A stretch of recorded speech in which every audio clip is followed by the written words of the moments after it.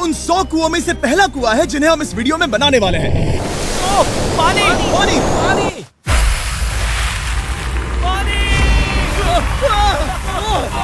आपने अभी अभी केन्या के एक छोटे से गांव को पीने के पानी का अनलिमिटेड सप्लाई मिलते हुए देखा, वो भी सिर्फ 1 सेकंड में। अभी एक कुआं बना है और 99 बाकी है। आपको ये वीडियो बहुत पसंद आएगा। इन 100 कुओं को मिलाकर 5 लाख से ज्यादा लोगों को पीने का ताज़ा पानी मिलने वाला है। केन्या की इस साइट पर कुछ कुएं बनाने के बाद हम नाइरीरी स्कूल सिस्टम के साउथ में गए और कह सकते हैं कि उन्हें हमसे मिलकर बहुत खुशी हुई। क्या हाल है? मैंने ऐसा नहीं सोचा था।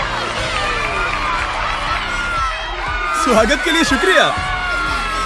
समझ नहीं आता कैसे रिएक्ट करूं। बहुत बहुत शुक्रिया दोस्तों।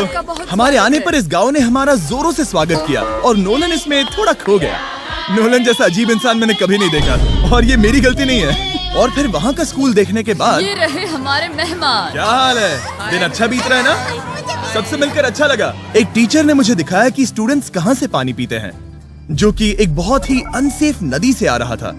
तो आपके स्टूडेंट्स यहीं से पानी पीते हैं? हाँ ये बुरी बात है। हाँ, स्टूडेंट्स हमेशा डायरिया जैसी बीमारी, टाइफाइड जैसी बीमारी की कंप्लेंट्स करते हैं क्योंकि वो ऐसा पानी पीते हैं। तो हाँ। हम कोशिश करते हैं, पर देख रहे हो ना, अब क्या कहा जाए। पर क्या करे, जिंदगी तो जीनी ही है और पानी तो सबको चाहिए होता है। जाहिर है कि इनकी हालत सच में बहुत खराब है।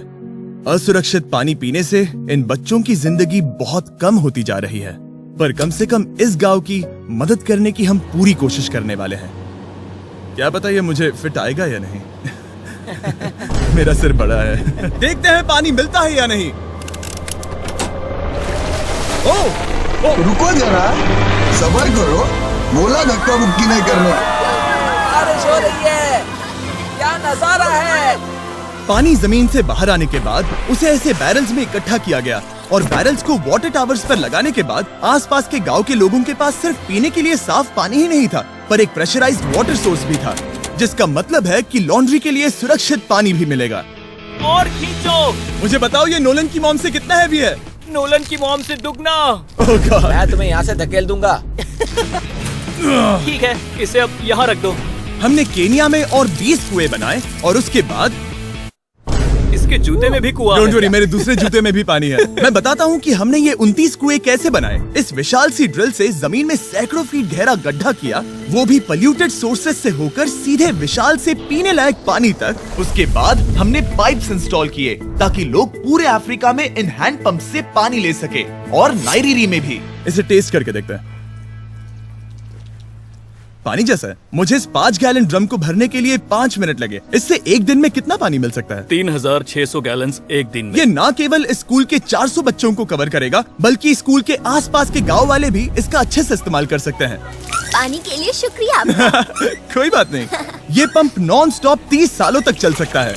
आपको लग रहा होगा कि इस तरह का बड़ा काम करने के लिए एक बड़े गवर्नमेंट की जरूरत पड़ेगी, पर ये सच नहीं है।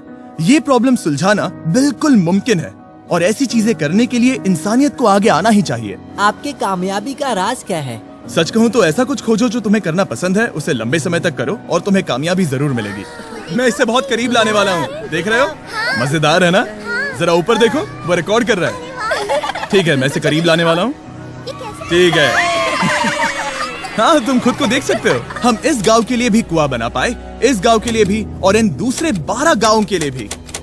और जब हम ये पंप्स लगा रहे थे, तब हमने यहाँ के एक स्कूल को नए कंप्यूटर से अपग्रेड भी कर दिया। बच्चों को ये कैसा लगा? शुक्रिया, सच में उन्हें ये बहुत पसंद आया। खुशी है कि सब ठीक से हो गया। हमने क्लासरूम्स में नया फर्नीचर भी लगाया, उसके साथ कुछ शेल्व्स नई बुक्स के साथ, और सभी स्टूडेंट्स को एक फुटबॉल भी दिया। Thank you mister beast, thank you. यहाँ तक कि सभी क्लासरूम्स में नए व्हाइट बोर्ड्स और प्रोजेक्टर्स भी लगाए। आप सबको ये प्रोजेक्टर पसंद आया? हम चौक का इस्तेमाल कर रहे थे जिससे बहुत डस्ट होता था, लेकिन आज सब कुछ साफ है। हमें इस बात की खुशी है। कोई बात नहीं, इतना तो कर ही सकते हैं। पर जब हम 45वें कुएं की साइट पर गए, तब एहसास हुआ कि वहाँ का हाल और भी बुरा है। जब भी उन्हें पानी की जरूरत पड़ती थी, तब उन्हें जंगल से 1 मील खतरनाक रास्ता तय करके जाना पड़ता था, जो एक विशाल सी पहाड़ी से जाता है। मैं जल्दी उठता हूँ, लगभग सुबह 4 बजे, ताकि मैं स्कूल के लिए पानी ला सकूँ। यहाँ से पानी निकालना सेफ नहीं है। ये जगह बहुत स्लिपरी है, जिससे किसी को चोट लग सकती है। हमने उनके कुएं पर काम करना शुरू किया, तब उन्होंने मुझे दिखाया कि वो पानी कहाँ से निकालते थे। आपको दिन में ऐसे कितने चक्कर लगाने पड़ते हैं? 2 बार। दिन में 2 बार? ओह वाह, तो एक आम स्टूडेंट ऐसा ही कुछ ले जाता है? हाँ। ओह गॉड, अगर 200 स्टूडेंट्स ऐसा रोज करते हैं तो ये कितना मुश्किल होगा? बहुत मुश्किल हो सकता है। ओह गॉड, ये ढलान तो बहुत बड़ी है। अरे यार, ये ढलान तो रुकने का नाम ही नहीं ले रही। हर रोज मैं सच में दंग रह गया कि ये चढ़ाई कितनी मुश्किल थी। ये सब इतना कुछ करते हैं ताकि वो यहाँ तक पहुँच सके जहाँ इन्हें साफ पीने का पानी मिल सके। आमतौर पर आप पानी यहीं से लेते हो? हाँ। और पानी भरने के बाद ये जग्स लगभग 18 किलो तक हो जाते हैं, जो इन बच्चों के लिए पहाड़ियों से ले जाने के लिए बहुत मुश्किल है। लेडीज आराम से ये 2 उठा सकती ओह, हैं। तो मैं अभी जरूर ले जा पाऊंगा। और एक बार हमने जग्स भर लिए, उसके बाद वक्त था वापस ऊपर जाने का। जल्दी करो, चलते हैं।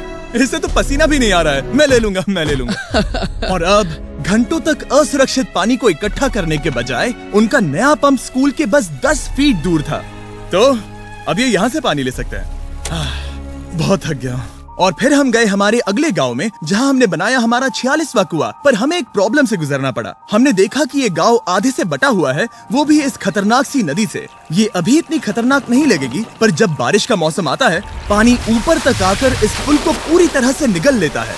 और ये पुल इसलिए इतना जरूरी है क्योंकि वहाँ जो गांव है, वहीं पर सभी हॉस्पिटल्स और स्कूल्स हैं, इसलिए यहाँ से रोज गुजरना पड़ता है। ये खतरनाक है, लेकिन इस पुल के अलावा इनके पास और कोई ऑप्शन नहीं है। जब ये नदी उफान पर होती है तो ये किसी को भी बहा ले जाती है, लोग, स्टूडेंट्स, यहाँ तक कि जानवर भी। हाल ही में इस नदी को क्रॉस करने की कोशिश में हमने 3 लोगों को खो दिया। इस तरह किसी की जान जाना पागलपन है और हम इसे स्वीकार नहीं कर सकते। और जिस पल हमने इस बारे में सुना, तब हमें मदद करनी ही पड़ी। तो पंप तक जाने वाले पुल को जब हमने ठीक करना शुरू किया, तब हमने केन्या से 2000 मील दूर जिम्बाब्वे देश का भी सफर तय किया। अफ्रीका में आए 1 हफ्ते से ज्यादा हो गया है और अब भी कई पंप्स लगाने बाकी हैं। तुम में से बदबू आ रही पर है। मैंने सुबह ही शावर लिया था। बात होते ही मैं हाथ नीचे ले लूंगा। इस काम के लिए मैं तुम दोनों पर भरोसा कर सकता हूँ? हाँ। हमें सबसे पहले एक लोकल हॉस्पिटल की जांच करनी थी, जहाँ साफ पानी की सख्त जरूरत थी। अंदर जाने पर हमें पता चला कि इस क्लिनिक की इस गांव को कितनी जरूरत थी। 1 साल में यहाँ पर कितने बच्चे जन्म लेते हैं? 1 महीने में करीब 50। इसका मतलब 1 साल में पूरे 600। वाह! पर दुख की बात यह है कि इन प्रेग्नेंट महिलाओं को सिर्फ पानी लाने के लिए 1 मील तक जाना पड़ता है और इन भारी बकेट्स को लेकर वापस आना पड़ता है। पर अच्छी खबर ये है कि हमने इनकी पैसों से मदद की यहाँ पर एक मॉडर्न पंप लगाने के लिए। संभाल के, पीछे पकड़ो। और अब बस देरी थी इसे शुरू करने की। ठीक है नोलन, क्या तुम तैयार हो? मैं तैयार हूँ। ओवर। मुझे एक ड्रामेटिक जूम इन दो। नोलन, मैंने बटन दबा दिया है, ये काम कर रहा है? पानी आ रहा है। आप जाकर चेक करना चाहेंगे? हाँ। वहाँ पर? हाँ, चलो चलिए, चलते हैं। लोगों को पानी मिलता देख मुझे आखिर बहुत अच्छा खुशी हो पानी रही मिल ही है। गया। ये सच में कमाल की बात है। हमारा नोलन एक प्रोफेशनल डांसर है। हाँ। यकीन नहीं हो रहा, मैं डांस कर रहा हूँ। वो कर क्या रहा है? ओह गॉड, सॉरी, मैं नहीं चाहता कि आप इसे और देखें। साफ पानी मिले ये पक्का करने के अलावा इस गांव में बहुत से स्टूडेंट्स को ट्रांसपोर्टेशन की भी दिक्कत थी, तो हमने इन सबको नई साइकिल्स देने का फैसला किया। बच्चे बहुत ज्यादा हैं, पर हमने साइकिल्स भी उतनी ही खरीदी हैं। सच बताऊं तो मुझे साइकिल चलाना नहीं आता। जिमी को सिर्फ साइकिल देना आता है। कभी इसे चलाना नहीं सीखा। तो चलो हम एक रेस लगाते हैं। 3, 2, 1, गो! ओह माय गॉड, सभी मुझसे आगे जा रहे हैं। संभल के, मुझे चलाना नहीं आता, किसी को उड़ाना नहीं चाहता। तुम इसे चलाओगे? ठीक है, जाओ चलाओ। ओके। और इन्हें साइकिल्स देने के बाद हमने तब तक पंप्स लगाए जब तक हम पहुंच गए कुआं नंबर 69 तक। ये कुआं सोलर पावर्ड है, जो गांव के किसानों के लिए खास बनाया गया है, ताकि इनकी फसलों और जानवरों को जरूरत से ज्यादा पानी मिल सके। चाहे गर्मी हो या फिर बिजली ना हो, इससे कोई फर्क नहीं पड़ेगा। और एक पैनल है 200 वॉट्स का, जो एक पंप से जुदा है। ये पंप हर घंटे 5000 लीटर पानी खींच सकता है। बेसिकली ये अनलिमिटेड पानी का सोर्स है इस पूरे गाँव के लिए। ये बहुत बढ़िया है। और जिम्बाब्वे छोड़ने के बाद हम चाहते थे कि अफ्रीका की सभी कम्युनिटीज को पानी मिलता रहे, इसलिए हमने और कुछ पंप्स बनाए युगांडा में, सोमालिया में और कैमरून में। कैमरून में हमने क्या क्या किया ये देखने के लिए फिलैंथ्रोपी चैनल पर हम जल्द ही एक वीडियो अपलोड करने वाले हैं। इन गाँव में वक्त बिताने पर मुझे एहसास हुआ कि पंप्स लगाना कितना जरूरी होता है। कैसे ये खेती को पानी देते हैं, भूखे का पेट भरते हैं, कैसे ये हॉस्पिटल्स को साफ सुथरा रखते हैं, और सबसे जरूरी कैसे ये आने वाले पीढ़ी के बच्चों के लिए लंबी और हेल्दी जिंदगी जीने में मदद करते हैं, और इससे कम्युनिटीज का भविष्य भी सेफ हम होता है। बहुत समय से इंतजार कर रहे हैं साफ पानी के लिए। Water is life. और कुछ लोकल लोगों की मदद से हमने आखिरकार ये पुल पूरा कर ही लिया, जिसे ये कम्युनिटी अगले 100 सालों तक इस्तेमाल कर सकती है। कई जिंदगियां बचेगी, परिवार एक साथ आएंगे, परेशानियां चली जाएंगी। इस वीडियो में हमने जो 100 पंप्स लगाए हैं वो कई जिंदगियां बदल देंगी। पर ये काफी नहीं है, इसीलिए मैं चाहता हूँ कि आप जाने से पहले beachphilanthropy.org/wealth पर जाएं और मुमकिन हो तो पैसे डोनेट करें। मैं सच कह रहा हूँ, हमें इस वीडियो से एक पैसे का भी फायदा नहीं हो रहा है। इस वीडियो से जितने भी पैसे आएंगे वो 100% इन पंप्स को बनाने में खर्च होंगे, वो भी पूरी दुनिया में। पता है ये अजीब है कि एक यूट्यूबर को ये सब करना पड़ रहा है, पर किसी को तो करना ही होगा। अगर कोई नहीं करेगा तो हम ये करेंगे ही। आप देख सकते हैं इस काम से कई कम्युनिटीज की जिंदगियां बदल रही हैं। और फाइनली 100वां पंप। ओह माय गॉड, मुझे माफ करना।